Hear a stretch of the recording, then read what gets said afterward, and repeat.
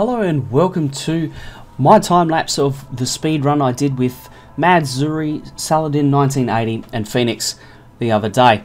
We're playing here in vanilla. This is sped up by 14 times and this video will be roughly 20 minutes long and it's going to show the entire run in one big go. So let's get cracking. Here we see the early game. The four of us are just running around trying to get to power as quickly as possible. Power ended up falling to me for the most part for the playthrough because, I don't know, I just seemed to be in the right place at the right time and then it became my thing and yeah.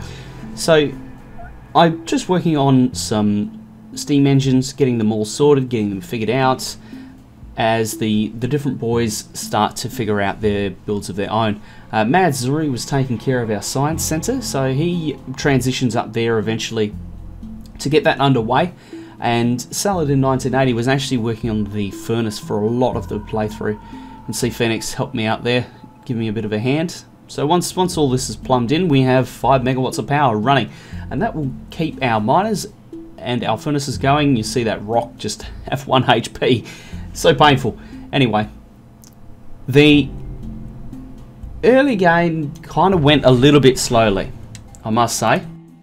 And the reason I say that is because we didn't have green science running until about an hour in, or 40 minutes, which was a little bit long, and people in chat actually noticed it. They said, you know, what's going on here, and you guys going to play or what? Well, they didn't quite say that, but they did note that it was taking quite a bit of time to get that green science up and running. You can see here I'm just fiddling around with the furnace right now, and it's not quite automated. So that was kind of one area where we were a little bit slow. However, the saving grace here, like, it didn't completely ruin our run because of the scale. It was very, very large scale and it allowed us to then catch the time up. You can see here I'm just throwing down a basic belt build just because we need so many transport belt. And also trying to expand our mining operations, expand the smelter as much as we can. Because as I said, you know, we're going to need lots and lots of smelting moving forward. So this is all just fuel lines running all different little inserters and trying to increase the production stats as much as possible because it is so important. And in the later game, we actually run into a little bit of an issue with production and we'd have to expand it again. So if we were to do it again, I would say that we'd spend a little bit more time making a bigger furnace setup. A good smelting setup is for sure the foundation of an excellent speed run. You see here we're just trying to finish this up, and you know we're requiring a lot of stuff. And I'm going to run some bus lines in a moment to get this plumbed in with the science center properly. And I try to leave a bit of space for expansion to the right. However, that turns out to be well, not a great idea because we don't need it. See here, I'm just looking to try and correct this and make it all work. That's extremely ugly solution. So I come back and I try it again. Getting this right was definitely huge, I think. Looking back, you see X marks the spot there for Phoenix. He's about to start on a green circuit build. Having a good bus set up there was very much a saving grace because by doing it that way, I think I really saved us some time trying to go back and rebuild it, even if I am tooting on my own horn, so to speak. So yeah, I'll just go back and start to work a little bit more on iron as well, trying to increase that that production capacity, and then yeah, I duck over and help Phoenix with his green science, and then I notice that we've got power issues again. So over I go to expand it to, this is 10 megawatts already, and we're about, I think it's an hour or two, or hour and a bit, I think, into the game at this stage, and you see Mad Zuri Science Center flash up on screen there as we move on. And then we have to move on to steel. That's the next thing that we discovered that we needed. So while I think it was Sal or Phoenix was working on the proper build, I think it was actually Sal, I just set up a quick and dirty one. You see me chasing around trying to shoot someone there, and then I end up taking my frustrations out on a rock. We've got a little bit of personal supply assembly right there, just to keep things moving. See, I'm just gradually expanding our smelting, make sure everything's running smoothly. We've got green science up by now, so right now we're starting to really roll through some of the research, and I'll just adjust the main bus a little bit, trying to, again, make what improvements that we can so that we don't have to later. The green circuit build is nearly online. I just duck over to help with some power there, and once that comes online, it should provide us with a fair few green circuits. And then I believe my next job is to well, firstly I sort out the coal situation for the power plant. It was running low, and then I come back up and again try and fix the main bus. And getting this right was, yeah, as I said, huge. It being incorrect could have caused massive problems for us. And then I was on to a red science build. So you can see here I've misplaced everything, so I'm going to pick up half the stuff, put it back down again, place it up. Yep, no worries, round and round circles we go. And then that's conveniently placed for the copper. And there's getting red circuits up and running. In hindsight, this isn't enough. I'd like to, or next time you'd need 2 of these, I think, to get the amount of red circuits that you actually need to get a really fast production of speed modules, because it was the speed module build that slowed us down in the later game. And yeah, in hindsight, I'd do that again for sure. So once power is completed, another expansion to power is completed, well, it's not quite complete. I have to go back and plunk everything down. And this will take us to 20 megawatts of capacity, and our factory is growing quite fast. And it's funny how it turned out that we actually needed someone pretty much full-time on the power situation, because otherwise we just didn't have the juice required to run everything at the speed we were aiming for. And you can see here I'm just expanding the science center a little bit just to keep things moving quite fast. And I believe there's a quote in the speedrun where I said something along the lines of, "Hot damn Zuri, this thing's fast," or to that effect. The next thing that we had to do after red circuits was oil. So I sent Mad Zuri off to sort out the oil build, because the oil build required is remarkably robust, and naturally we needed one of our best players on it. So off Zuri went, and then I'm just working at upgrading our production to try and get compression on the line. The entire thing, though, was very, very hard to get compressed because we're using so many materials, and we're not, our furnace setups aren't that large, all things considered.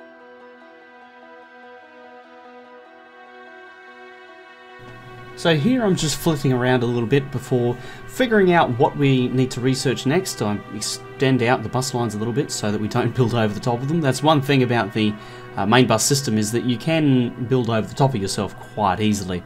The next thing I set up is electric engine units, which is a new addition to being required in the late game.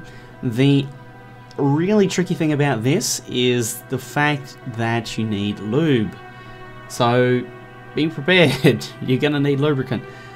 Otherwise, you could skip lube as a step in the oil build. You wouldn't need it otherwise. But because the solo does require it to build it, yeah, we had to do it. So here you can see I'm just spending an age running underground belts forwards and backwards across the landscape so that we can get the lube up to where we need it. The oil build ended up being in the southwest, and of course the build I did was in the east, so quite a bit of piping to be done there. And then it's just, yeah, continuing to work on our research. I've also started to grab some military upgrades just so that we can deal with biters. We are going to need purple goop, and then it's back to power. More upgrades. This will take us up to, what is it, 30 megawatts. So now we're on to the blue science. We noticed about now that we actually hadn't got a build together for Blue Science, and we were up to advanced oil processing. So you see here, I'm just moving red circuits onto a bus ready for input into the Blue Science build that was getting built by some of the other boys. And I also split off some steel, combine that onto a line and send it over, that making the first two constituents ready. Then I move on to a battery build after I play around with some belts a little to get the lines to work, because the batteries will go straight to up and into our science, plumb in some sulfur, and then yeah, get it all set up and ready to go. And Phoenix is working on the green inserter build, which will be the final product for Blue Science. It was a little bit late. I think that we didn't quite get the build into place quickly enough, and that was a little bit of a hiccup for us, but we managed to pull it together quite quickly, because each of the boys you know, did their part of the build nice and quick. And the first thing that we researched was then advanced oil processing. So once we had advanced oil processing, we could then implement cracking, which Zuri had already set up, as you can see here on screen, and I'm still working away at setting all the research up. Then we start looking at some of the requirements for the rocket defense, sorry, the rocket silo, and one of them is 10,000 solid fuel. So you'll see me come back and set up a circuit network build where I have the inserters counting for us to 10,000, and I just hook it up to each of the boxes so that it works out exactly how much that we need. And I did the same thing with engines, except with a box limiter, so picking out exactly how much we need rather than, you know, just making millions and millions and millions of it. And then it was time for our first attack. We were off to take on the biters, and with the three of us it was fairly easy until we hit this big biter nest. Now you can see that by my health level it was yeah, a little bit problematic, and it did take a little bit to get through it. However, we got there in the end and gathered up some good goop, and then from there it was back up into the science center to check on how things were going, and also to get rid of the blue science that was on both sides of the line and implement purple science. So with the purple science being implemented, it was time to move on with some other builds and some other things. You see here, I'm just trying to upgrade a few bus lines. I'll run around with some red belt in a second, and I think Phoenix spent a lot of time automating all the things, and we were joking around about it, and I was like, oh, you know, that's not needed, and so on and so forth. But in hindsight, especially when we get to the late game, we definitely needed that automated red belt build, that is for sure. I think that was actually one of the clutch moments where Phoenix did something and it worked out really, really well for us. You see me adding more power. This is 30 megawatts about to be up for our capacity there. And the power situation, as I said before, is surprising. I actually missed by one tile and then naturally have to pick it all up again and replace it down. But yeah, Phoenix automating that red belt was probably pretty clutch, because we needed that production, or the carrying capacity of the red belt. You see me running around placing it and then running back and placing some more and so on and so forth. It's yeah, it was very, very important that we then had that moving forward. And then I automate a solar build. You'll notice that I set up another circuit condition because the solar is for the satellites, so we need 100. So I set up the inserters to count for us, so that we've got that much set aside ready for the satellite.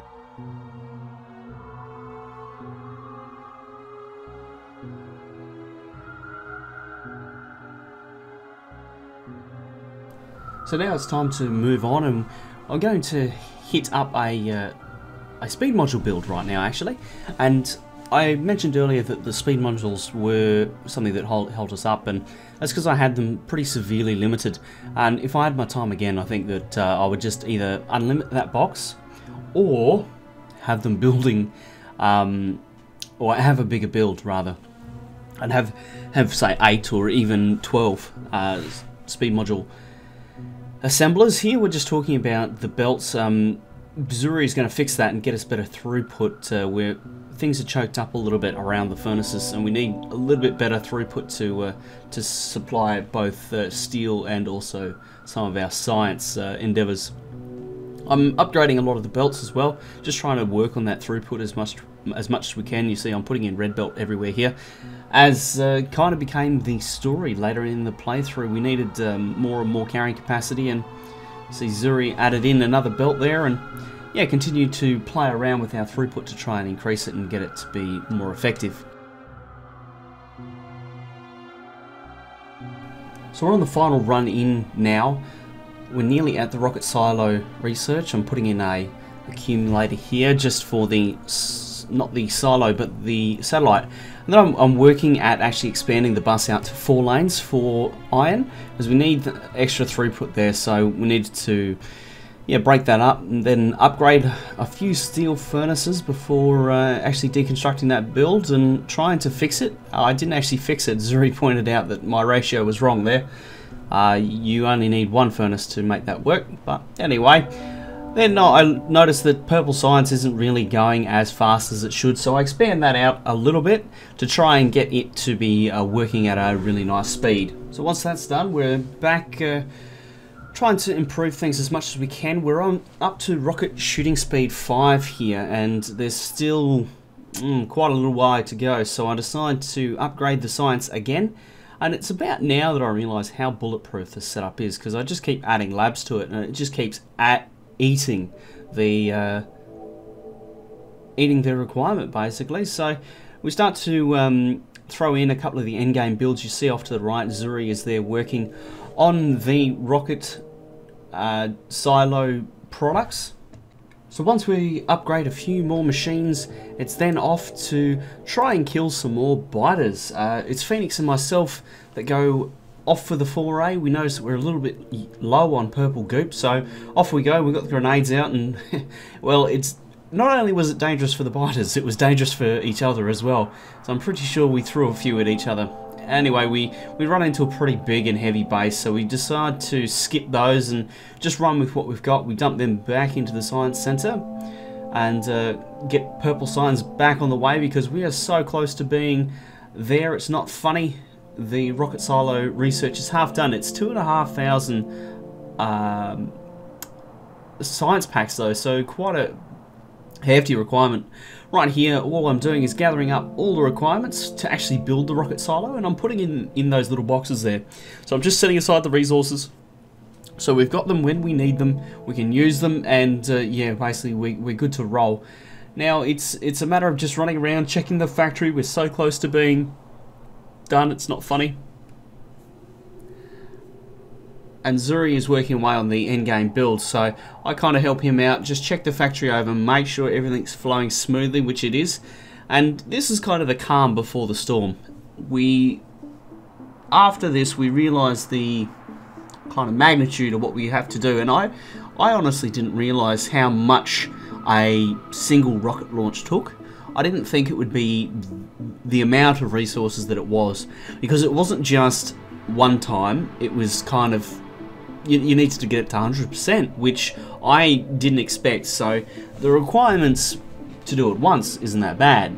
Then you got to do it, 100 times, and that was where things got a little bit hairy, and I didn't kind of realise until we only moved it by 1%, and I was like, well, we're going to have to upgrade things here. And we pointed out that steel was no good, so we moved the battery build. That's no longer required. Science is done, and also our silo is built, so we don't keep that one. We just get rid of it and put in some more steel. Phoenix actually runs off and does an even bigger one again.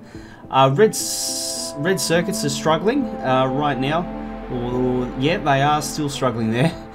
And I noticed that it's because of plastic. I'm just running around doing some beautification because I haven't really grasped the magnitude of the issue. Here I'm off down at the plastic and noticing what the issue is. So I get that sorted, or try and get it sorted as much as possible. We've got some belt issues, so upgrade some belt, run some red belt all the way up back up to this factory proper. We've got speed modules in the assemblers, and as I said, I think that two red circuit builds would be preferable there to just trying to use the one, because we don't have enough speed modules. Because of that, our rocket products are lacking. From there, we're just checking things, continuing to check, just trying to tweak the factory, because the time is largely set now.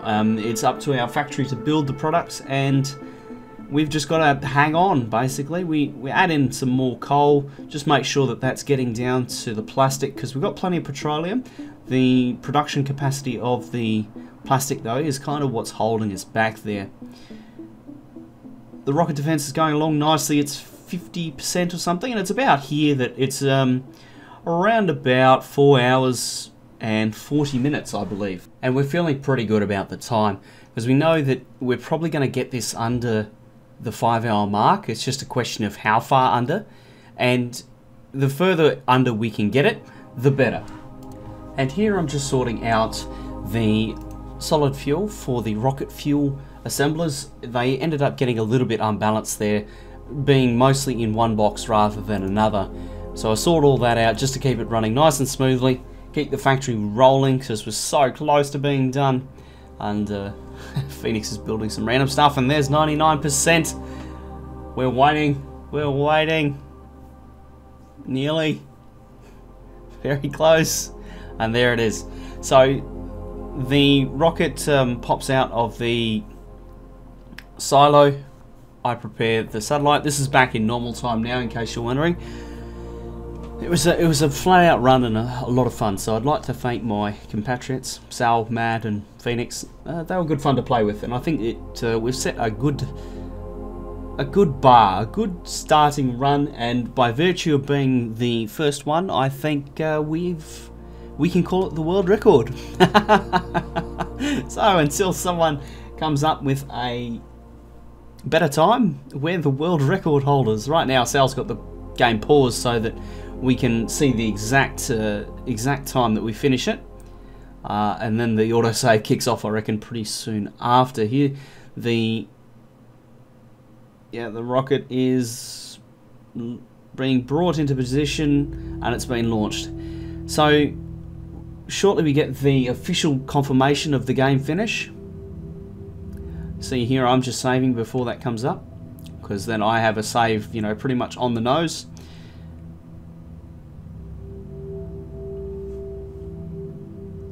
There we go. Victory, 4 hours, 54 minutes and 20 seconds. So as I said, a pretty good run. I think that we learnt a lot, and we might do another one again. So this that concludes this video. So if you've enjoyed this time lapse, please like the video. It's taken me many hours to put this together, because there's a fair bit of editing involved, and I hope that you've enjoyed it. I haven't done it because I enjoy editing. I've done it because people always request them. So here it is. You've got a time lapse. Enjoy it, share it, treasure it, and if it gets enough views, I might do another one eventually. But thank you very much for joining me. Thanks to everyone who came along and watched, and be sure to leave a suggestion if there's something you'd like to see me do.